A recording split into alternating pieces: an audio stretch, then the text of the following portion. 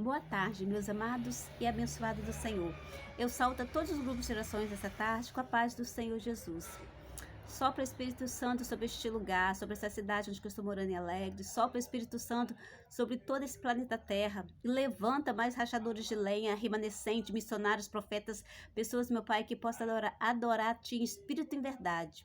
Esse é o propósito que o Senhor nos criou, nos formou. É para exercer dons, talentos, como mordomo na Tua obra. E nós estamos aqui nesta tarde. Nos dai condições, meu Pai, de nos adentrar, meu Pai, nos átrios do Senhor, com adoração, com louvor ao Teu santo nome. Que a sala do Teu trono de glória possa se encher com a adoração da Tua igreja nessa tarde, Pai. Visita Teus grupos de orações, visita cada pessoa que está vendo esse vídeo nessa tarde, Pai. Como a palavra de Deus fala nesta tarde conosco, Pai. Os amados, por gentileza, poderia abrir no livro de Mateus, capítulo 25, versículo 14. Assim diz a palavra do Senhor nesta tarde, falando sobre os talentos e os dons. O sermão continua a parábola dos 10 talentos. Porque isso também é como um homem que, partindo para fora da terra, chamou os seus servos e entregou-lhe os seus bens. E a um deu 5 talentos, e a outro 2, e a outro 1, e a cada um segundo a sua capacidade, e assentou-se logo para longe. O que Deus tem te concedido como mordomo na vinha dele? Deus te deu dons e talento. É necessário entender. Quando você entende o processo, quando você entende o chamado, você suporta o processo. Mas é necessário ouvirmos a voz do Senhor.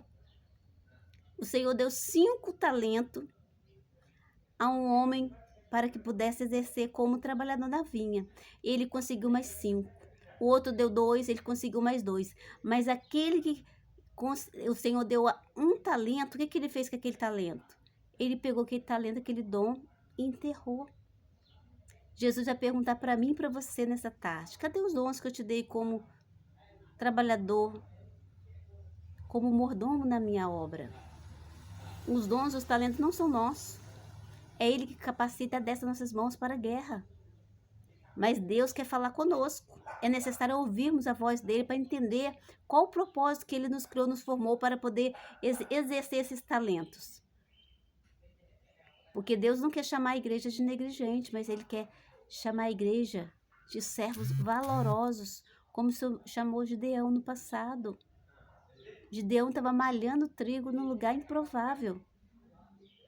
E ele questionou com Deus.